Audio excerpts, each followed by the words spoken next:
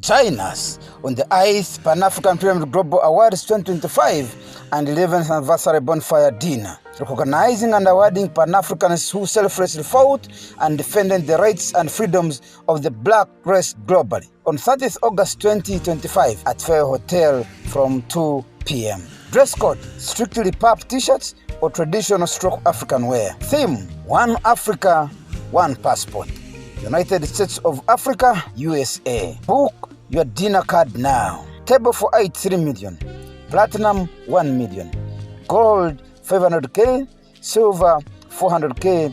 Bronze, 150K. Call 0757 342317 or 0782 342317 to book your dinner card online now. Umuntu ngumuntu ngabantu. I am because we are. Come, let's rekindle our roots. Africa, don't agonize, organize. Powered by Fairway Hotel, NBS TV, Afro Mobile, Lupa Radio Foundation, JJK, The Spy Uganda, Detective UG. Liberation of Congo, we supported the liberation of Sudan, South Sudan, basically around our borders, and how we opened up Uganda for our brothers and sisters from Rwanda to come in when they were facing persecution, basically genocide there.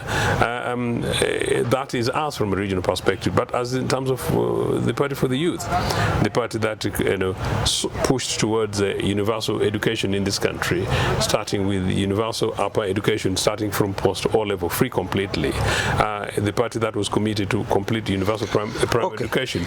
The party that provided health. You have now going to launch your manifesto on Andrew Irumba Live. You have going to launch your manifesto as UPC. That's for another day. What it means and what is in stock for UPC as a party, having Comrade Joseph Otieno Pintek picking nomination forms on UPC party ticket, and having Akena having sent his team to pick the same. And from my ears on ground, I hear there is another NAP picking forms on UPC party. Those are 3 candidates for 1 party. Andrew Irumba Live Show. And this is Andrew Irumba Katsabe, your host. This morning I'm hosting my brother, my elder, Comrade Joseph Otieno, the national leader at UPC. Joseph Otieno, last week I saw him at the Uganda Electoral Commission. What are you going to do, Comrade Otieno? First say hi to the viewers, then you tell us what you are going to do. Hello and welcome to Andrew Irumba Live, hosted by Andrew Atenyi Irumba. Always a pleasure to be here. Thank you, sir. I was at the Electoral Commission to do you accompany Akena? Pick nomination forms for Akena for the candidature of the presidency of the Republic of Uganda. For Akena. Why Akena? Why? You had gone to Electoral Commission. Akena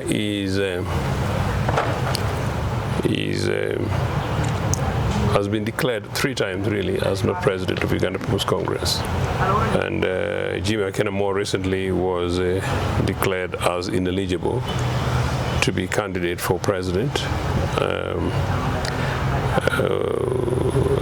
The same Akena was in 2020 declared by Court of Appeal that he was not a leader, and UPC had fresh elections in which I participated, in which I won. So let us be clear to the viewers. You had gone to Electoral Commission this week to pick nominations for who? Not I had gone. I went to the Electoral Commission to pick nomination forms for myself, and that's what I was trying to conclude. I should be the bona fide president of Uganda People's Congress. This is a matter which is pending a resolution. We hope we were in court actually yesterday on this matter, plus a number of others, including an interim order of injunction against Jimmy, and then another one, a contempt of court application, which has been made against him, and this matter will be ruled on the 8th of September. But I went primarily because, as expected, I should be able to be declared president of the party, so therefore I should be the official representative of the party. But more importantly, I did that quickly because the party has been very much starved in many ways over the last several years, let alone the fact that the first 20 years of NRA, the party was basically banned. But since the lifting of the ban on political parties, we only had Mama Miri as a presidential candidate and Olara Tuna as a presidential candidate. We have had 2 election cycles where we did not have candidates, and I've been very concerned that we do not face the same experience. We don't subject UPC members to continuation of being laughing stock in the streets of Uganda, but much more importantly that we do not subject Ugandans to a drought of ideas, because the political party with the wealth of ideas and alternative to this country and to particularly post-Museveni Uganda is Uganda People's Congress. And so it's important that we are present at the national conference and the national conversation and at the national ballot. But that also embeds and equips our candidates at various levels from parliament to local government, gives them the motivation, but also makes Ugandans across this country realize that not only that are we present, but we are present representing what? We are the Pan-Africanist political party, we are the regional political party, we are the party for the youth, we are the party for women, we are the party for the peasants, we are the party for workers. And how are we that party? We are that party because we believe that from a Pan-Africanist perspective that gradually we should have one United States of Africa. We did found the Organization for African Unity.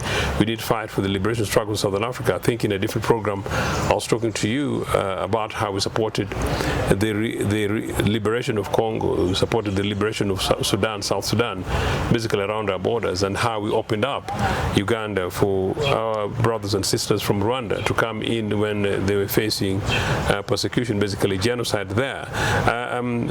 That is us from a regional perspective. But as in terms of the party for the youth, the party that pushed towards universal education in this country, starting with universal upper education, starting from post-O level, free completely. The party that was committed to complete universal primary education. The party that provided health for you have now going to launch your manifesto on Andrew Rumba Live. You have going to launch your manifesto as UPC. That's for another day. Today I want us to talk about what it means and what is in stock for UPC as a party, having Comrade Joseph Otieno Pintek picking nomination forms on UPC party ticket, and having Akena having sent his team to pick the same. And from my ears on ground, I hear there is another a NAP picking forms on UPC party. Those are 3 candidates for 1 party. I want you to first give me your view on that. For your manifesto, we will come back. I think as I explained to you, clearly we've got issues, meaning that there are different people who are laying claim to the leadership of the party, and this is a matter that should be resolved over the next couple of weeks definitively. But while that is a judicial process due, there is also an ongoing, although it looks slow, ongoing process of trying to get all the parties have a conversation, meaning individuals, myself and all the other interested parties, for us to have a conversation. Yes, to have a conversation, and to all my other colleagues, if they're genuinely interested in this party and not in themselves and other deals, there's no reason why we don't sit together and have a resolution of this matter outside court. In fact, the judge was wondering the other day in court whether or not this attempt had been made, and I assured her of my commitment, and I assured her of an attempt generally of that to happen. Now, whether there's a willingness from the rest of my colleagues or not, that's and what kind of settlement is brought is another matter. So we hope that should be in an event that you fail to agree, you 3 individuals, all of you pick them, how how should the Electoral Commission handle? I mean, is it even legally acceptable? Oh, the Electoral Commission, and that's an important point, because at the end of the day, the issue is not picking nomination forms. The issue is how the Electoral Commission eventually handles forms that are returned. The returning of forms has got some conditions. One, of course, that you'll have had a consensus. No, you'll have had signatures from a particular number of districts across the country. That's the criteria. And then number two, paying nomination fees.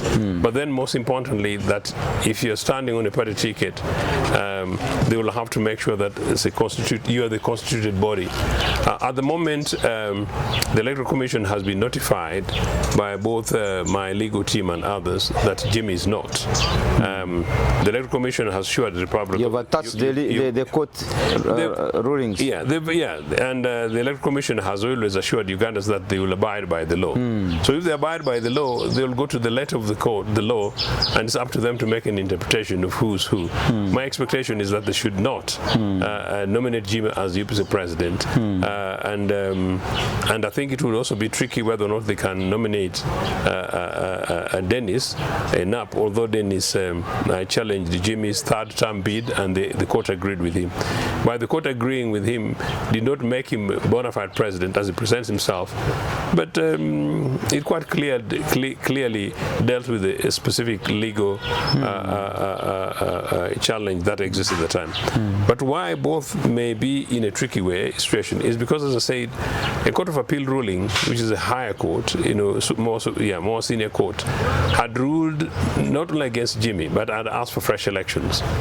And that that's 2020, and that fresh elections took place, and that's the fresh election in which I emerged as the winner. So, to all intents and purposes, court ordered for fresh elections. Yeah. You did the fresh election. Yes. And you emerged the winner. Yes. It means you are a legitimate leader. I should be the legitimate leader. Because the same court is going to tell Electoral Commission, of course, it is you going to, that this is what court ordered for, this is what was done according to court order, and these were the results. No, I think that's why the Electoral Commission should be able to understand. Actually, you raised that point. Court, unfortunately, did not tell the Electoral Commission that don't. And when court doesn't do that in law, that is sometimes impunged. That's why what you're saying, that people then go ahead and make their own interpretation. It's a vacuum. It's a bit of it remains a vacuum. Really but now it's your lawyers. Indeed. But in a common sense situation where there's a rule of law, people should know it's that automatic. well. It's automatic. Yeah. So you don't need to get any further directives. So that's the thing. But of course, in a situation in Ugandan politics now. Yeah, and as you said, people design the law for themselves, respect the law for themselves, interpret the laws for themselves, or they do so against whoever they so wish. So basically, that's the situation in the party. It's generally quite a common sense situation, and particularly as the political party that Ugandans are looking up to, it will be urgent that we resolve this. Although, of course, the court contributed by not expediting this matter earlier.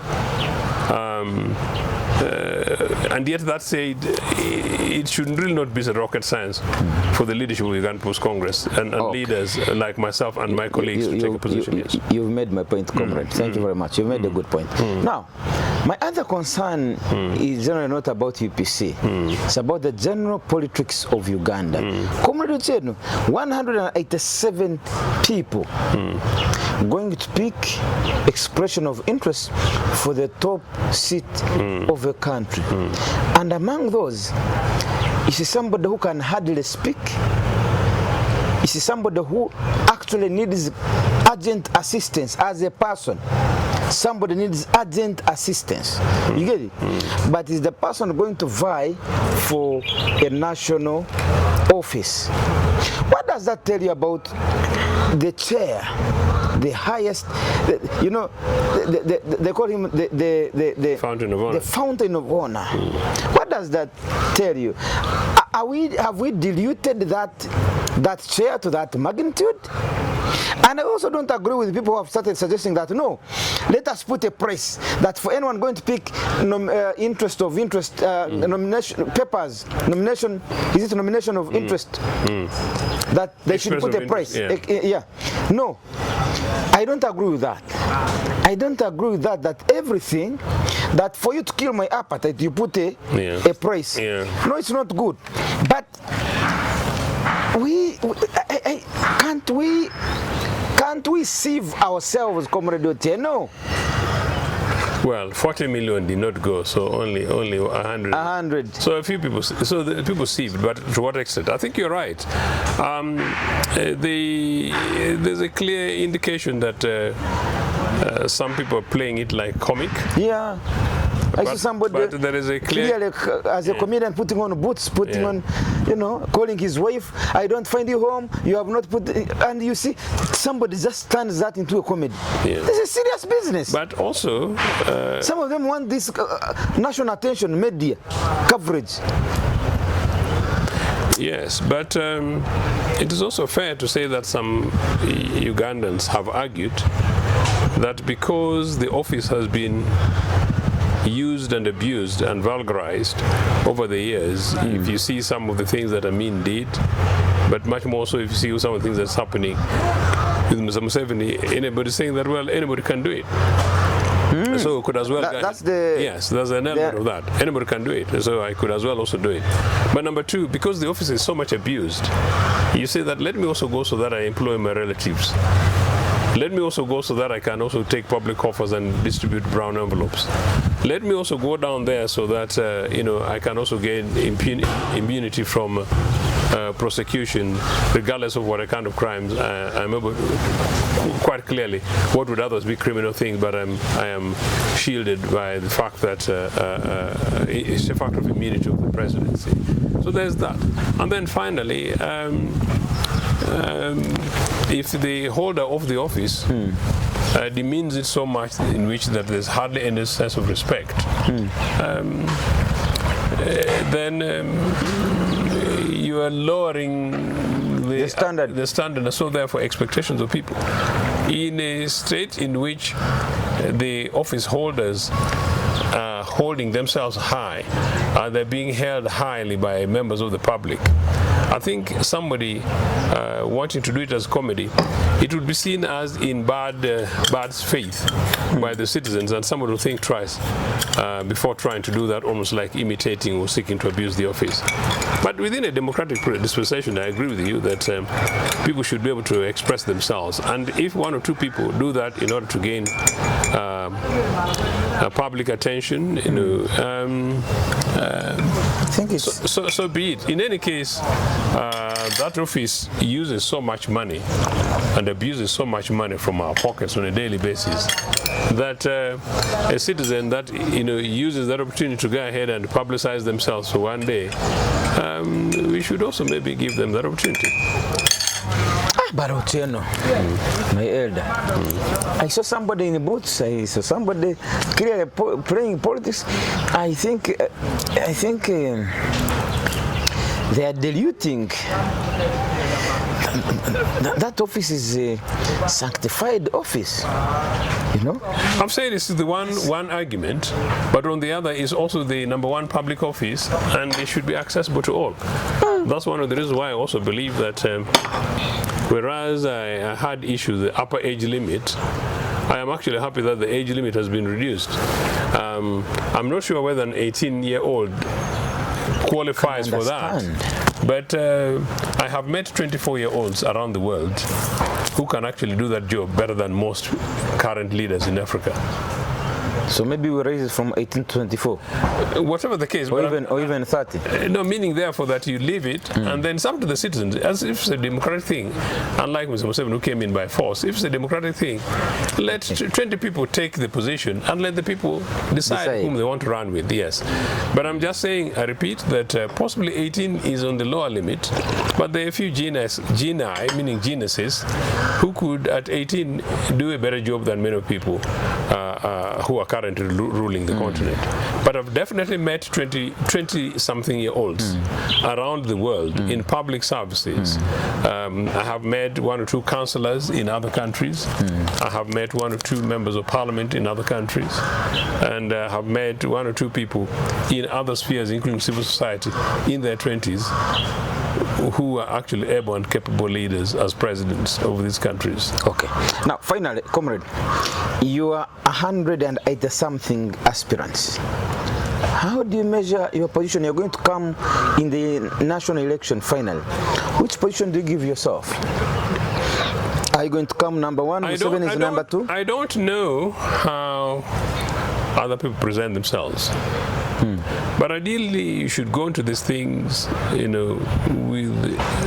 if you go seriously rather than comic, those guys. And I'm not saying those guys are comic, you should go with the expectation they're going to win. Or else, why would you waste your time, resources, and energy? So from a UPC perspective, thankfully, it's not an individual thing. It's a political party as a package, including you who's leading it. I'm very confident that on the basis of our programs, in terms of our track record, but also in terms of the values of what we represent, they really, ideally, the best alternative for this country going forward. And if we well sell them and benchmark them against any other political parties and organizations, there's no reason why we don't emerge number one. So you could be speaking to the incoming president of the Republic of Uganda. Yeah, indeed, yes. Otieno? Yes. And in the likely event that happens, you give us 2-3 years, you see how transformed this country is. Otieno? Yes. I am speaking to the incoming president of the Republic of Uganda. The possible incoming president of the Republic of Uganda, and as I said, in the event that happens, you give us 2 and certainly 3 years, and you'll see how transformed this country will be. So these viewers have been actually speaking or looking at the incoming Minister of Information of the Republic of Uganda. I would actively consider you for that and others. Thank you so much, Comrade. My pleasure. Thank you so much, ladies and gentlemen. Andrew Irumba, live show. My name is Andrew Irumba. And Comrade Otieno is the permanent spokesperson for the Milton Obote, the idea. Thank you so much. Thanks, Melez. Pleasure. Okay. Join us on the ICE Pan-African Pyramid Global Awards 2025 and 11th Anniversary Bonfire Dinner, recognizing and awarding Pan-Africans who selflessly fought and defended the rights and freedoms of the black race globally on 30th August 2025 at Fair Hotel from 2 p.m. Dress code, strictly pub t-shirts or traditional African wear. Theme, One Africa, One Passport. United States of Africa, USA. Book your dinner card now. Table for 8, 3 million. Platinum, 1 million. Gold, 500K. Silver, 400K. Bronze, 150K. Call 0757 342317 or 0782 342317 to book your dinner card online now. Umuntu ngumuntu ngabantu. I am because we are. Come, let's rekindle our roots. Africa, don't agonize, organize. Powered by Fairway Hotel, NBS TV, Afro Mobile, the Radio Foundation, JJK, The Spy Uganda, Detective UG.